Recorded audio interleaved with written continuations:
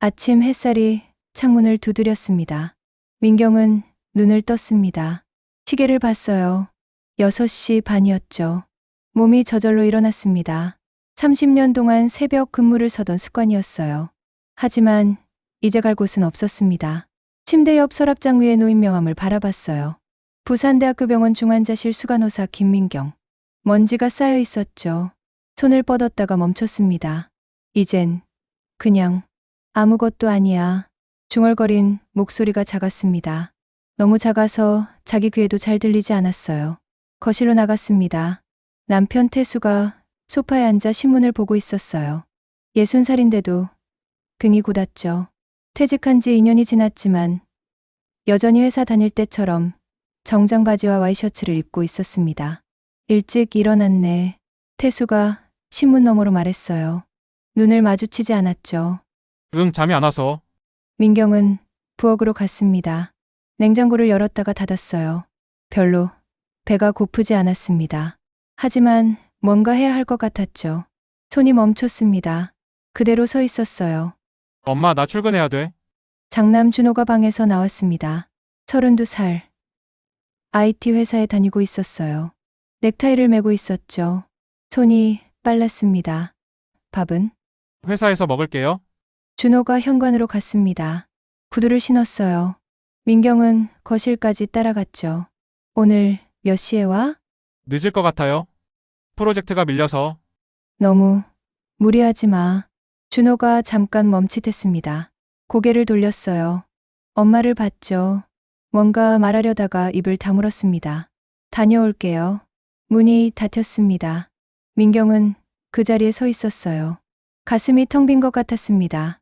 아들의 얼굴에 떠올랐던 표정이 가꾸 눈앞에 아른거렸죠. 말하고 싶은데 참는 것 같았어요. 하지만 물어볼 수 없었습니다. 태수가 말했습니다. 여전히 신문을 보고 있었어요. 민경은 대답하지 않았습니다. 오전 10시, 민경은 해운대구 건강센터에 도착했습니다. 바닷바람이 불었어요. 짜릿했죠. 옛날엔 이 바람이 좋았습니다. 지금은 그냥 차가웠어요. 센터장 혜진이 활짝 웃으며 맞이했습니다. 40대 중반, 밝은 성격이었죠. 항상 에너지가 넘쳤어요. 네, 혜진 씨. 오늘 상담 예약이 3건 있어요. 괜찮으시죠? 괜찮아요. 민경은 작은 상담실로 들어갔습니다. 책상 위에 명패가 놓여 있었어요. 건강상담 자원봉사자 김민경. 손으로 만졌습니다. 플라스틱이 차가웠죠. 첫 번째 상담자가 들어왔습니다. 70대 할머니였어요. 무릎이 아프다고 했죠. 민경은 들었습니다. 고개를 끄덕였어요. 간단한 조언을 했죠. 병원에 한번 가보세요. 정형외과에서 정확한 진단을. 에이, 나이 들면 다 아프지. 할머니가 손을 저었습니다. 일어나서 나갔어요. 민경은 빈 의자를 바라봤습니다. 할머니가 걱정됐어요. 무릎 관절이 상당히 안 좋아 보였죠.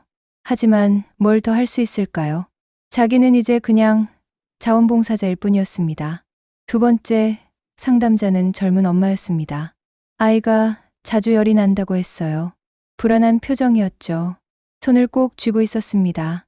소아과에는 가봤어요? 네, 갔는데 별 이상 없대요. 그런데 또 열이 나서. 엄마의 목소리가 떨렸습니다. 눈에 눈물이 맺혔어요. 민경의 가슴이 뜨끔했습니다. 예전에 이런 엄마들을 많이 봤죠. 중환자실에서 아픈 아이를 지키는 엄마들의 얼굴. 지금도 선명했어요. 괜찮을 거예요. 민경이 말했습니다. 부드러운 목소리였죠. 아이들은 면역력이 완성되는 과정에 있어서 자주 아플 수 있어요. 하지만 매번 병원에서 이상 없다고 하면 정말요? 네, 조금 더 지켜보세요. 그리고 혹시 열 패턴이 이상하거나 다른 증상이 생기면 바로 병원에 가고요. 엄마의 얼굴이 조금 풀렸습니다. 안도의 한숨을 쉬었어요. 감사합니다. 정말 감사해요. 엄마가 나갔습니다. 민경은 책상에 기댔습니다. 갑자기 피곤했어요. 아니, 허전했죠. 예전엔 이런 조언이 의미 있었습니다. 병원에서 환자와 보호자를 직접 돌볼 수 있었으니까요. 지금은 그냥 말뿐이었어요. 그냥 시간이나 때우는 거지 뭐. 혼잣말이 새어나왔습니다. 세 번째 상담은 취소됐습니다. 혜진이 미안하다며 커피를 가져다 줬어요. 민경 씨, 다음 주에 건강 강좌 하나 할 건데 강사로 나와주실 수 있어요? 노인 건강 관리에 대해서요. 민경은 커피를 한 모금 마셨습니다. 쓴맛이었어요. 저보다 더 적합한 사람 있을 거예요. 무슨 말씀이세요? 30년 경력이시잖아요. 그게 옛날 얘기죠. 혜진이 어리둥절한 표정을 지었습니다. 뭔가 말하려다가 멈췄어요. 그냥 웃었죠. 생각해보세요. 민경은 고개를 끄덕였습니다. 하지만 마음속으로 알고 있었어요. 하지 않을 거라고. 집으로 돌아오는 길이었습니다. 버스 안에서 창밖을 봤어요. 해운대 바다가 보였죠. 파도가 부서지고 있었습니다. 갑자기 떠올랐어요. 20년 전 중환자실에서 밤샘 근무를 하던 날 교통사고로 실려온 젊은 환자가 있었죠. 상태가 안 좋았어요. 가족들이 밤새 기도했습니다. 민경은 그 환자 곁을 지켰습니다. 모니터를 확인했어요. 약을 투여했죠. 의사에게 보고했습니다. 그리고 새벽 환자가 눈을 떴어요. 그때 느낌이 아직도 생생했습니다. 가슴이 두근거렸죠. 살렸구나 하는 생각. 내가 도왔구나 하는 확신. 그게 자기였어요. 버스가 멈췄습니다. 내릴 정류장이었어요. 민경은 일어났습니다. 다리에 힘이 없었죠. 집에 들어갔습니다. 고요했어요. 태수는 어디 나간 것 같았죠. 거실에 혼자 앉았습니다. 텔레비전을 켰어요. 뉴스가 나왔죠. 내용이 귀에 들어오지 않았습니다. 핸드폰이 울렸습니다. 오랜만에 연락하는 번호였어요. 동기 간호사 경숙이었죠. 여보세요? 민경아, 나야. 잘 지내? 응. 잘 지내. 다음 주에 우리 병원 간호사들 모임 있는데 올래? 오랜만에 얼굴 좀 보자. 민경은 잠시 망설였습니다. 옛 동료들을 만나는 건 좋았어요. 하지만 동시에 두려웠죠. 그들은 아직 현역이었습니다. 자기만 은퇴했어요. 나 바쁠 것 같아. 뭐가 바빠? 은퇴했잖아. 경숙의 목소리가 밝았습니다. 농담조였어요. 하지만 민경의 가슴에 뭔가가 콕 박혔습니다. 그래도 에이, 괜찮아. 부담 갖지 말고 그냥 편하게 밥 한 번 먹자는 거야. 생각해 볼게. 알았어. 연락할게. 전화가 끊겼습니다. 민경은 핸드폰을 내려놨습니다. 손이 떨렸어요. 왜 이렇게 마음이 흔들리는지 몰랐습니다. 그냥 밥 한 번 먹는 건데, 옛 친구들 만나는 건데, 하지만 알고 있었어요. 그들 앞에 서면 자기가 너무 작아 보일 거라는 걸. 은퇴한 사람, 이제 쓸모없는 사람이 될 거라는 걸. 저녁이 됐습니다. 준호가 돌아왔어요. 약속대로 늦었죠. 얼굴이 피곤해 보였습니다. 눈밑이 검었어요. 밥 먹었어? 내 회사에서 준호가 방으로 들어갔습니다. 문을 닫았어요. 민경은 준호 방문 앞에 섰습니다. 손을 들었죠. 노크하려다가 멈췄어요. 뭐라고 물어봐야 할까요? 힘들어? 뭐 고민 있어? 하지만 입이 떨어지지 않았습니다. 요즘 세상은 내가 잘 모르니까 작게 중얼거렸습니다. 손을 내렸어요. 그리고 거실로 돌아왔죠. 태수가 돌아왔습니다. 저녁 약속이 있었다고 했어요. 골프, 동호회 사람들이었죠. 저녁은 먹었어. 너는? 나도. 둘은 각자 소파에 앉았습니다. 텔레비전을 봤어요. 대화가 없었죠. 민경은 남편을 슬쩍 봤습니다. 언제부터였을까요? 이렇게 말이 없어진 게, 아니, 사실 알고 있었어요. 오래전부터였죠. 바쁘다는 핑계로, 피곤하다는 이유로 서로 거리를 뒀습니다. 태수 씨. 응? 우리 요즘 좀 그런 것 같지 않아? 태수가 민경을 봤습니다. 잠깐 동안이었어요. 뭐가? 아니, 그냥 아무것도 아니야. 민경은 고개를 돌렸습니다. 말하지 못했어요. 우리 대화가 없어졌어. 당신도 나도 뭔가 잃어버린 것 같아. 이런 말들을 입 밖에 낼 수 없었습니다. 밤이 깊었습니다. 민경은 침대에 누웠어요. 잠이 오지 않았죠. 천장을 봤습니다. 어둠이었어요. 머릿속에 오늘 하루가 스쳐 지나갔습니다. 아침에 일어나서 센터에 가서 사람들 상담해주고 집에 돌아오고 반복이었어요. 매일 똑같았죠. 나는 뭐 하는 사람이지? 물음이 떠올랐습니다. 대답이 없었어요. 30년 동안 간호사였습니다. 환자를 돌봤어요. 생명을 지켰죠. 그게 자기였습니다. 김민경이었어요. 하지만 지금은 이제 쓸모없는 노인일 뿐이야. 목소리가 어둠 속으로 사라졌습니다. 손으로 가슴을 눌렀어요. 아팠죠. 아니, 텅 비어 있었습니다. 그게 더 아팠어요. 민경은 눈을 감았습니다. 억지로 잠을 청했죠. 내일도 똑같은 하루가 올 거였어요. 일어나서 센터 가서 돌아오고 그렇게 시간을 보내는 거죠. 하지만 깊은 곳에서 아주 작은 목소리가 들렸습니다. 이게 전부는 아니잖아. 민경은 그 목소리를 무시했어요. 들리지 않는 척했죠. 그리고 잠이 들었습니다. 준호는 늘 든든한 아들이었습니다. 부산의 IT 스타트업에서 개발팀장으로 일하는 그는 이제 30대 중반이었습니다. 회사에서 인정받는 실력 있는 개발자였죠. 교사로 일하는 약혼녀와의 결혼도 석 달 앞으로 다가왔습니다. 뭐 하나 걱정할 게 없어 보였어요. 민경은 그런 아들이 자랑스러웠습니다. 엄마 걱정 마. 우리 둘이 벌면 부모님 챙기는 거 문제 없어. 준호는 늘 그렇게 말했습니다. 든든했어요. 정말로요. 그런데 그날 준호에게서 전화가 왔습니다. 아버지 잠깐 통화 가능하세요? 목소리가 평소와 달랐습니다. 무겁고 가라앉아 있었어요. 민경의 가슴이 덜컥 내려앉았습니다. 왜 그러니? 무슨 일 있어? 민경이 옆에서 물었지만 남편은 손을 들어 조용히 하라는 신호를 보냈습니다. 통화는 길었습니다. 남편의 표정이 점점 굳어갔어요. 한참을 듣더니 남편이 입을 열었습니다. 그래도 너무 성급하게 결정하지는 마라. 시간 두고 생각해봐. 전화를 끄는 남편의 얼굴은 창백했습니다. 무슨 일이에요? 민경이 다급하게 물었습니다. 심장이 마구 뛰었어요. 회사가 서울로 본사를 옮긴대. 서울로요? 그럼 준호는?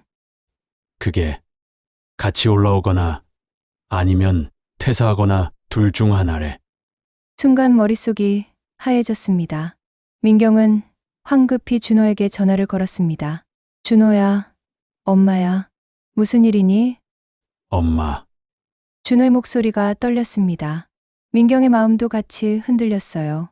회사 대표가 오늘 갑자기 발표했어요. 본사를 서울로 옮긴다고. 그래도 내가 개발팀장이잖아. 회사에서 인정받는 사람인데. 그게 문제가 아니에요, 엄마. 대표님 말이 부산은 그냥 테스트하는 곳이었대요. 진짜 사업은 서울에서 해야 한다고. 민경의 가슴이 철렁 내려앉았습니다. 무슨 그런 말을. 회의 때 대표님이 그러더라고요.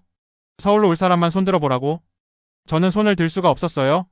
준호의 목소리에 분노와 좌절이 섞여 있었습니다. 왜 못 들어? 내가 왜? 엄마 아버지 상태 아시잖아요. 제가 서울 가면 누가 부모님 병원 모시고 다녀요?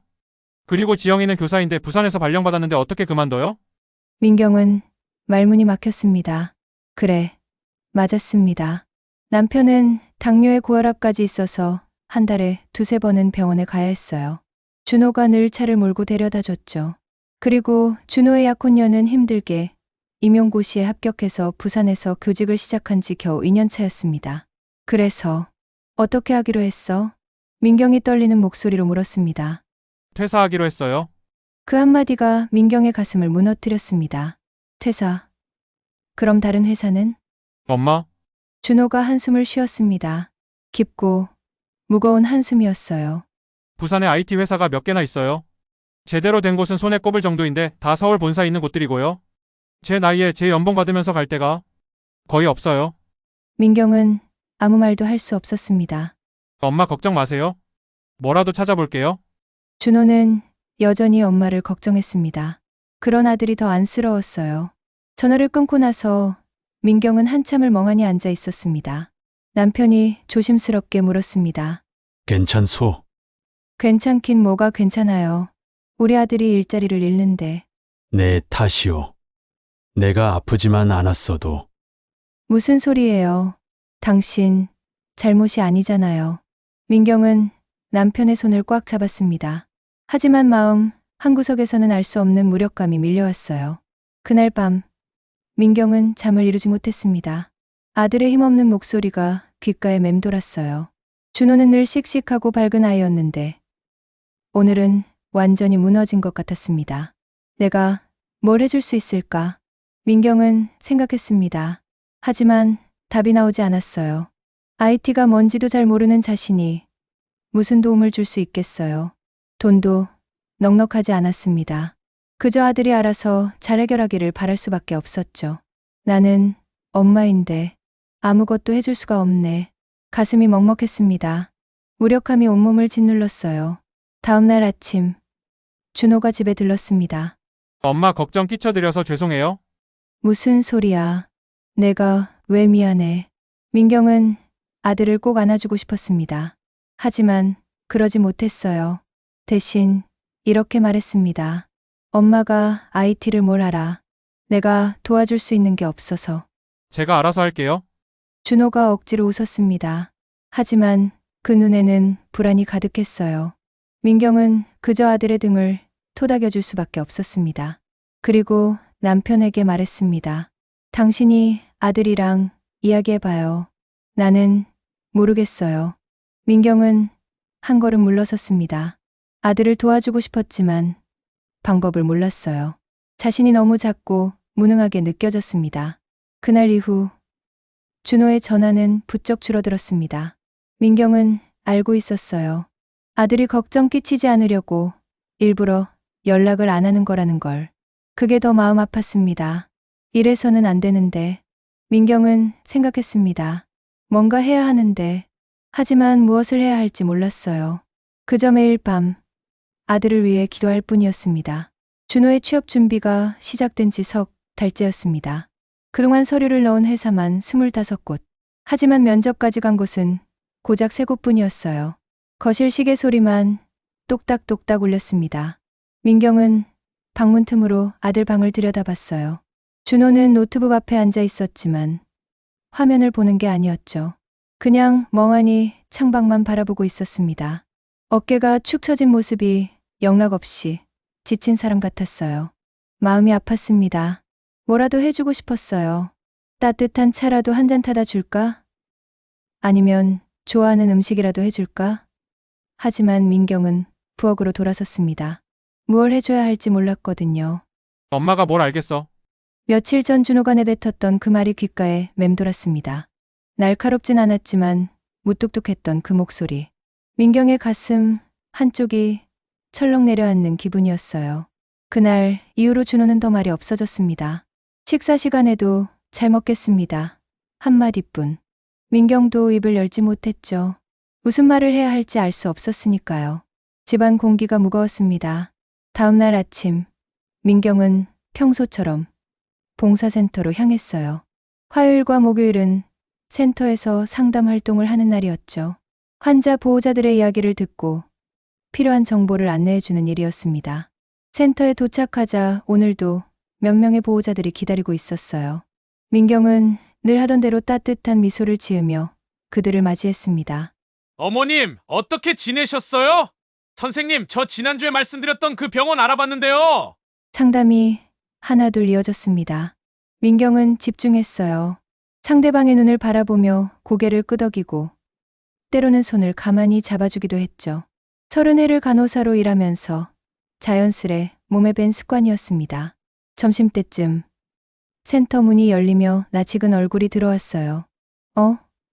재민 씨? 민경은 놀라서 자리에서 일어났습니다. 2년 전 아버지의 입원 수속을 도와드렸던 청년이었어요. 당시 26이던 재민은 직장도 없이 매일 병원에 와서 아버지를 간호했었죠. 선생님, 안녕하세요. 재민의 얼굴이 환하게 밝아졌습니다. 예전과는 확연히 달라 보였어요. 깔끔한 정장 차림에 표정도 한결 밝았죠. 어머, 얼굴이 좋아졌네요. 무슨 좋은 일 있어요? 그게요, 선생님! 재민은 잠시 뜸을 들이더니 환하게 웃었습니다. 선생님이 연결해주신 그 병원 행정직이요! 거기서 지금 잘 다니고 있어요! 벌써 1년 반이 됐어요! 순간 민경의 기억이 되살아났습니다. 그때 재민은 막막해 했었어요. 경력도 없고 대학도 중퇴한 상태였죠.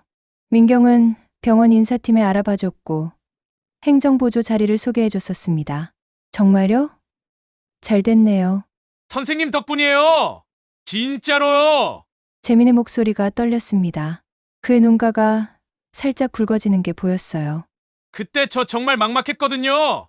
아버지 병원비도 걱정이고 저도 취업을 해야 하는데 어디서부터 시작해야 할지 몰라서. 근데 선생님이 병원 사람들한테 연결해 주시고 면접 볼 때 어떻게 말하면 좋을지도 알려주시고. 민경은 가만히 듣고만 있었습니다. 그때 선생님이 말씀하셨잖아요. 괜찮아, 재민 씨 아버지 이렇게 정성껏 돌보는 거 보면 책임감 있고 성실한 사람이 분명해. 그런 사람은 어디 가서든 인정받을 거야라고요. 그랬었나? 민경은 그 말을 기억하지 못했어요. 하지만 재민에겐 그게 큰 힘이 되었나 봅니다. 선생님 덕분에 인생이 바뀌었어요. 정말이에요. 재민이 깊이 고개 숙여 인사했습니다. 민경은 어색하게 손을 저었지만 가슴 한편이 뭉클해졌어요. 재민이 돌아간 뒤 민경은 한동안 그 자리에 서 있었습니다. 상담실 창밖으로 가을 햇살이 비쳐 들어왔습니다. 민경은 빈 의자에 앉아 조용히 생각에 잠겼어요. 재민만이 아니었습니다. 지난 30년간 민경은 수없이 많은 사람들을 만났어요. 환자들, 보호자들, 그들의 가족들. 그중엔 취업 때문에 고민하는 젊은이들도 많았죠. 선생님, 우리 딸이 간호조무사 시험 준비 중인데 병원에서 인턴 자리 있나요? 제가 경력 단절 주부인데 다시 일하고 싶어요. 병원, 어디 일할 데 없을까요? 아들이 약대 가려는데 어떤 병원에서 실습하면 좋을까요? 그때마다 민경은 귀 기울여 들었습니다. 병원 내부 채용 정보를 알아봐주고 의료업계에서 일하는 지인들을 연결해줬죠. 이력서 쓰는 법을 알려주기도 하고 면접 준비를 도와주기도 했어요. 그들은 고마워했습니다. 재민처럼. 그런데 민경의 가슴이 철렁했습니다. 왜 준호한테는 그러지 못했을까? 혼잣말이 나왔어요. 목소리가 떨렸습니다. 나는 30해 동안 수많은 사람들을 도왔습니다. 길을 찾아줬고 위로했고 연결해줬어요. 그게 간호사로서 내가 할 수 있는 일이라고 믿었죠. 그런데 왜 내 아들 앞에선 한 발짝도 나아가지 못했을까요? 민경은 손으로 얼굴을 감쌌습니다. 눈시울이 뜨거워졌어요. 엄마가 뭘 알겠어? 준호의 그 말이 다시 떠올랐습니다. 이번엔 더 선명하게 들렸어요. 그 말 속에 담긴 진짜 의미가 보이는 것 같았습니다. 엄마는 IT를 몰라. 엄마는 요즘 세상을 몰라. 엄마는 나를 도와줄 수 없어. 아니, 그게 아니었습니다. 민경이 스스로 그렇게 생각했던 거예요. 세대가 다르니까. 내가 IT를 모르니까. 요즘 애들 생각을 내가 어떻게 알겠어. 나는 늙은 엄마니까. 그래서 나는 준호를 도와줄 수 없어. 그렇게 스스로 벽을 쌓았던 겁니다. 민경의 눈에서 눈물 한 방울이 뚝 떨어졌습니다. 문득 옛 기억이 떠올랐어요. 15년 전쯤이었을까. 민경이 중환자실에서 근무하던 때였습니다. 함께 일하던 김 선생님이라는 의사가 있었죠. 나이도 비슷하고 마음도 잘 맞아서 종종 커피를 마시며 이야기를 나누곤 했어요. 어느 날 김 선생님이 말했습니다. 민경 선생님은 특별한 능력이 있어요. 무슨 능력이요? 사람과 사람을 연결하는 거요. 민경은 어리둥절했었어요. 김 선생님은 웃으며 설명했죠. 선생님은 환자 보호자가 뭘 필요로 하는지 금방 알아차리잖아요. 그리고 그걸 해결할 수 있는 사람이나 방법을 찾아주고요. 어제도 그랬잖아요. 5층 환자 보호자분이 휠체어 구하느라 고민하고 있었는데 선생님이 3층 퇴원하시는 분 가족한테 물어봐서 빌려주게 했잖아요. 아, 그건 그냥 그게 재능이에요. 간호사로서의 진짜 재능. 의료 지식만 있다고 좋은 간호사가 되는 게 아니에요. 사람의 마음을 읽고 필요한 걸 채워주는 것. 그게 진짜 간호거든요. 김 선생님의 목소리가 다정했었습니다. 그러니까 선생님 자신감 가지세요. 선생님이 하시는 일은 정말 소중한 거예요. 그때는 그냥 웃고 넘겼었어요. 하지만 지금 그 말이 새롭게 다가왔습니다. 민경은 천천히 고개를 들었어요. 창밖으로 가을 하늘이 맑게 펼쳐져 있었습니다. 내게 정말 그런 능력이 있다면, 내가 정말 사람과 사람을 연결할 수 있다면, 왜 내 아들은 안 되는 거지? 아니, 안 되는 게 아니었습니다. 안 된다고 스스로 포기했던 거예요. IT를 몰라서, 세대가 달라서, 그게 이유가 될 수 없었어요. 재민이를 도울 때도 민경은 행정 업무를 잘 알지 못했습니다. 하지만 귀 기울여 들었고, 알아봤고, 연결해줬어요. 그게 전부였죠. 준호에게도 똑같이 하면 되는 거였습니다. 민경의 손이 떨렸습니다. 그게 두려움인지 설렘인지 알 수 없었어요. 하지만 한 가지는 분명했습니다. 이제는 달라져야 한다고. 민경은 가방을 집어들었습니다. 시계를 보니 오후 3시. 집에 돌아가면 준호가 있을 시간이었어요. 발걸음이 빨라졌습니다. 가슴이 두근거렸죠. 뭐라고 말해야 할지는 아직 몰랐어요. 하지만 괜찮았습니다. 일단 아들 옆에 앉는 것부터 시작하면 되니까요. 민경은 센터 문을 열고 나갔습니다. 가을 바람이 얼굴을 스쳤어요. 조금씩, 천천히, 하지만 분명하게 뭔가가 달라지기 시작했습니다. 민경은 그날 밤잠을 이루지 못했습니다. 침대에 누워 천장을 바라보며 준호의 등 뒤를 떠올렸죠. 방문을 닫으며 작게 떨리던 어깨. 그 모습이 계속 눈앞에 어른거렸습니다. 새벽 4시, 민경은 일어나 앉았습니다. IT를 몰라도 괜찮아. 스스로에게 속삭였습니다. 가슴속 어딘가에서 따뜻한 것이 차오르기 시작했죠. 코딩이 뭔지 몰라도, 프로그래밍 언어를 배우지 못해도 자신에게는 다른 무기가 있었으니까요. 사람. 민경이 지난 30년 동안 쌓아온 것은 바로 그거였습니다. 아침이 밝았을 때 민경은 이미 책상 앞에 앉아 있었습니다. 오래된 다이어리를 펼쳐놓고 한 장 한 장 넘기고 있었죠. 병원 시절 명함들도 꺼냈습니다. 먼지가 쌓여있던 상자 속에서 하나씩 꺼내보며 손끝으로 글자를 훑었습니다. 이 사람은 지금 어디 계실까? 중얼거리며 스마트폰을 들었습니다. 떨리는 손가락으로 전화번호를 눌렀죠. 첫 번째 전화는 김태훈이었습니다. 10년 전 대학병원에서 알게 된 의료, IT, 업체 대표였죠. 여보세요? 태훈 씨? 누구세요? 저 강민경입니다. 기억하세요? 부산대병원에서. 순간 침묵이 흘렀습니다. 민경의 심장이 빠르게 뛰었죠. 민경 선생님. 와, 오랜만이시네요. 목소리가 환해졌습니다. 민경은 안도의 한숨을 내쉬었죠. 요즘 부산 쪽 헬스케어 IT가 어떻게 돌아가는지 좀 여쭤보고 싶어서요. 대화는 자연스럽게 이어졌습니다. 민경은 조심스럽게 하지만 확신 있게 말을 이어갔죠. 두 번째 전화는 더 쉬웠습니다. 박준수 교수님. 의대 시절부터 알던 분이었죠. 교수님. 요즘 스마트 의료 쪽이 많이 발전했다고 들었어요. 그럼요. 요즘 병원마다 디지털 전환이 화두예요. 민경은 귀를 기울였습니다. 메모를 하며 중요한 단어들을 적어 내려갔죠. 원격 진료, 의료 데이터, AI 진단. 처음 듣는 말들이었지만 하나하나가 소중했습니다. 혹시 그 분야에 경험 있는 개발자를 찾으시는 곳 아세요? 민경의 목소리에 간절함이 배어 있었습니다. 전화를 끊고 나면 잠시 숨을 고르곤 했습니다. 가슴이 두근거렸죠. 무섭기도 했습니다. 혹시 폐를 끼치는 건 아닐까? 혹시 민망하게 들릴까? 하지만 준호의 얼굴을 떠올렸습니다. 그러면 다시 용기가 났습니다. 민경은 계속 전화를 걸었습니다. 지역 봉사활동에서 만났던 이진우 주무관. 부산시 스마트시티 담당이었죠. 주무관님, 안녕하세요. 강민경입니다. 선생님, 어쩐 일이세요? 요즘 부산시에서 스마트시티 관련해서 어떤 프로젝트들이 진행되는지 궁금해서요. 이진우는 친절했습니다. 최근 부산시가 의료 분야 디지털화에 관심이 많다고 했죠. 민경은 귀가 번쩍 뜨였습니다.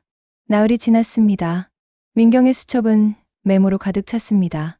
동네 카페에 앉아 노트북 앞에서 정보를 정리하고 있었죠. 손가락이 아팠지만 멈출 수 없었습니다. 이 정도면 혼잣말을 중얼거렸습니다. 그때 전화벨이 울렸죠. 여보세요? 민경 선생님, 저 이진우입니다. 목소리에 흥분이 묻어 있었습니다. 민경의 등이 쭉 펴졌죠. 부산시랑 민간 의료 IT 기업이 협력해서 새 프로젝트를 시작한대요. 스마트 헬스케어 플랫폼이요. 거기서 개발자를 찾고 있다는 얘기를 들었어요. 정말요? 민경의 목소리가 떨렸습니다. 자세한 건 제가 담당자 연락처 보내드릴게요. 근데 선생님이 왜 이런 정보를 찾으시는 거예요? 잠시 망설였습니다. 그리고 천천히 입을 열었죠. 제 아들이 개발자거든요. 서울에서 일하다가 지금 잠깐 쉬고 있어요. 실력은 있는데 기회가 없어서요. 아, 그러시구나. 그럼 이력서 한번 보내보세요. 제가 담당자한테 전달해 드릴게요. 전화를 끊은 뒤 민경은 한동안 가만히 앉아 있었습니다. 그리고 천천히 미소를 지었습니다. 뭔가가 달라지고 있었습니다. 자신의 손으로 준호를 위해서가 아니라 준호와 함께 만들어가는 미래를 위해서. 민경은 일어났습니다. 집으로 가야 했죠. 준호에게 말해줘야 했습니다. 아들아, 엄마가 길을 찾았어. 그 말을 하고 싶었습니다. 가슴이 따뜻했습니다. 그날 저녁, 민경은 준호의 방문 앞에 섰습니다. 노크를 했죠. 준호야, 들어가도 될까? 대답이 없었습니다. 하지만 민경은 천천히 문을 열었습니다. 준호는 책상 앞에 앉아 있었습니다. 노트북 화면을 바라보고 있었죠. 민경이 다가가자 고개를 돌렸습니다. 엄마? 목소리가 조심스러웠습니다. 민경은 의자를 끌어당겨 준호 옆에 앉았습니다. 그리고 조용히 말했죠. 준호야, 엄마가 며칠 동안 사람들 만나고 전화도 많이 했어. 부산에 괜찮은 프로젝트가 있대. 혹시 관심 있을까? 준호의 눈빛이 흔들렸습니다. 그 안에 놀라움과 감사함이 섞여 있었죠. 민경은 아들의 손을 꼭 잡았습니다. 따뜻했습니다. 준호의 휴대폰이 울렸습니다. 모르는 번호였어요. 요즘 들어오는 전화라곤 대출, 광고나 취업 사이트의 기계적인 안내뿐이었죠. 그래서 받지 않으려다가 문득 마음을 바꿨습니다. 여보세요? 안녕하세요. 메디케어 솔루션 인사팀입니다. 박준호님 맞으시죠? 심장이 쿵 떨어지는 것 같았어요. 메디케어 솔루션. 부산에 본사를 둔 의료, IT 기업. 지난주 서류를 넣긴 했지만 솔직히 기대는 안 했습니다. 이력서를 낸 지 너무 오래됐거든요. 네, 맞습니다. 면접 일정을 잡고 싶어서 연락드렸습니다. 이번 주 금요일 오후 2시 가능하신가요? 준호는 멍하니 네, 가능합니다라고 대답했어요. 전화를 끊고 나서야 믿기지 않는다는 듯 핸드폰 화면을 물끄러미 바라봤죠. 그런데 이상했습니다. 이 회사에 지원한 기억이 희미했거든요. 면접장에 들어섰을 때 준호는 묘한 기분이 들었습니다. 박준호님 반갑습니다. 인사팀장이 악수를 청했어요. 그리고 옆에 앉은 개발이사가 웃으며 말했습니다. 민경 씨한테 많이 들었습니다. 실력 있는 개발자라고요. 순간 준호의 머릿속이 하얘졌어요. 민경. 엄마 이름. 죄송한데? 민경 씨라고 하시면 아, 모르세요? 저희 회사 상무님 부인께서 추천해 주셨어요. 봉사센터에서 같이 활동하신다고 들었는데 개발이사가 태블릿을 넘기며 말을 이었습니다.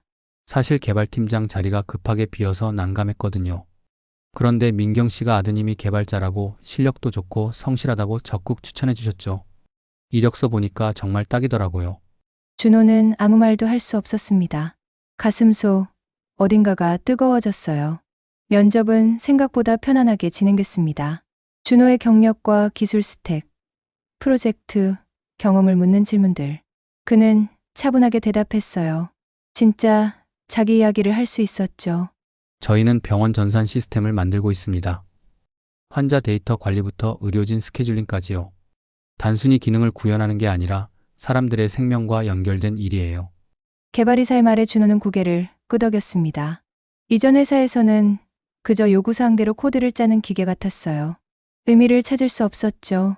하지만 지금 들리는 이야기는 달랐습니다. 조건은 이전보다 나을 겁니다. 연봉도 그렇고 무엇보다 부산에서 일하실 수 있으니까요. 제가 정말 할 수 있을까요? 준호는 조심스럽게 물었어요. 목소리가 떨렸습니다. 물론이죠. 민경 씨가 보증하셨으니까요. 인사팀장이 미소 지으며 말했습니다. 내일까지 결과 드리겠습니다. 집으로 돌아오는 길, 준호는 핸폰을 꺼내 엄마에게 전화를 걸었어요. 신호음이 몇 번 울리고 엄마의 목소리가 들렸습니다. 응. 준호야? 엄마, 나 오늘 면접 봤어. 그래. 어디? 민경의 목소리는 평온했어요. 너무 평온해서 오히려 수상했죠. 메디케어 솔루션이라고. 엄마가 추천해줬다며? 전화기 너머로 잠깐의 침묵이 흘렀습니다. 아, 그게 봉사센터에서 알게 된 분이 있어서 그냥 내 이야기를 좀 했어. 내가 힘들어하는 거 알고 있었거든. 준호는 가슴이 먹먹해졌어요. 엄마, 나 IT 회사 다닌다고 했을 때 뭐라고 했어? 컴퓨터만 들여다보는 게 뭐가 좋냐고. 사람 만나는 일을 하라고 했잖아. 그랬지. 민경의 목소리가 조금 낮아졌습니다. 근데 엄마가 날 위해서 이렇게 움직여준 거잖아. IT를 하나도 모르면서. IT는 몰라도 사람은 알아. 엄마의 대답이 담담하게 들려왔어요. 내가 뭘 좋아하고 뭘 잘하는지는 엄마가 제일 잘 알지. 그리고 좋은 사람들한테 소개시켜주는 건 엄마가 할 수 있는 일이야. 준호는 눈시울이 뜨거워지는 걸 느꼈습니다. 자기가 얼마나 어리석었는지 깨달았어요. 엄마를 9세대라고, 세상 물정 모른다고 무시했던 자신. 하지만 엄마는 알고 있었어요. 사람을 아는 힘이 얼마나 큰지를. 엄마, 됐다. 아들. 면접 잘 봤으면 됐어. 배고프지? 집에 와서 밥 먹어. 전화를 끊고 준호는 한참을 서 있었습니다. 하늘을 올려다봤어요. 푸른 가을 하늘이 눈부셨죠. 마음속에서 뭔가가 녹아내리는 것 같았습니다. 다음 날 합격 통보가 왔습니다. 준호는 개발팀장으로 입사하게 됐어요. 연봉도 올랐고 무엇보다 의미 있는 프로젝트를 맡게 됐죠. 저녁에 엄마를 만났습니다. 엄마 고마워. 정말로. 준호가 말하자 민경은 손을 저었어요. 뭘? 엄마가 IT를 몰라도 사람을 아는 건 나보다 훨씬 뛰어나다는 걸 알았어. 내가 틀렸어. 민경의 눈가가 촉촉해졌습니다. 나도 몰랐어. 내가 가진 게 아직도 쓸모 있는 건지. 그녀는 작게 웃었어요. 은퇴하고 나니까 자꾸 생각했거든. 나는 이제 아무것도 아닌 사람이 된 것 같다고. 집에서 밥만 하고 TV나 보는 사람. 아니야, 엄마. 준호가 엄마의 손을 꼭 잡았습니다. 엄마가 가진 경험이랑 인연들은 여전히 힘이 있어. 나보다 훨씬 더. 민경은 눈물을 닦으며 고개를 끄덕였어요. 그 순간 그녀는 느꼈습니다. 자신이 여전히 가치 있는 사람이라는 걸. 나이가 들어도 은퇴를 해도 자기가 가진 것들은 누군가에게 도움이 될 수 있다는 걸. 그 뒤로 민경은 달라졌습니다. 봉사센터에서 더 적극적으로 활동하기 시작했어요. 그리고 어느 날 센터장에게 제안했습니다. 센터장님, 제가 프로그램 하나 만들고 싶은데요. 무슨 프로그램? 세대 간 멘토링이요. 은퇴하신 분들이 청년들한테 경험을 나눠주는 거예요. 기술은 몰라도 사람 사는 이야기, 일하는 방법, 인간관계 같은 걸 알려줄 수 있잖아요. 센터장이 눈을 반짝였습니다. 좋은데요? 민경 씨가 한번 기획해 보세요. 민경은 활짝 웃었어요. 가슴이 두근거렸습니다. 오랜만에 느끼는 설렘이었죠. 자기가 할 수 있는 일이 있다는 것. 그게 이렇게 큰 힘이 되는지 몰랐어요. 몇 주 뒤 첫 멘토링 프로그램이 열렸습니다.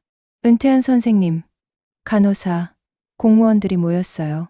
그리고 취업 준비 중인 청년들도 왔죠. 민경은 마이크를 잡고 말했습니다. 저는 예전에 간호사였어요. 은퇴하고 나서 제가 쓸모없어진 줄 알았죠. 근데 아니더라고요. 제가 하는 것들, 제가 만난 사람들이 여전히 누군가에게 도움이 될 수 있었어요. 청년들이 고개를 끄덕였습니다. 여러분도 마찬가지예요. 나이가 들어도 은퇴를 해도 여러분이 가진 경험은 사라지지 않아요. 오히려 더 빛나는 때가 있죠. 민경의 목소리는 단단했습니다. 그녀는 이제 알고 있었어요. 자기 안에 있는 힘을. 그리고 준호도 새 직장에서 열심히 일하고 있었죠. 엄마에게 감사한 마음을 안고서 두 사람은 깨달았습니다. 세대가 다르다고 해서 서로에게 배울 게 없는 건 아니라는 것을. 오히려 협력할 때 더 큰 힘이 생긴다는 것을. 부산의 가을 하늘은 여전히 맑았습니다. 그 하늘 아래 새로운 시작들이 움트고 있었어요.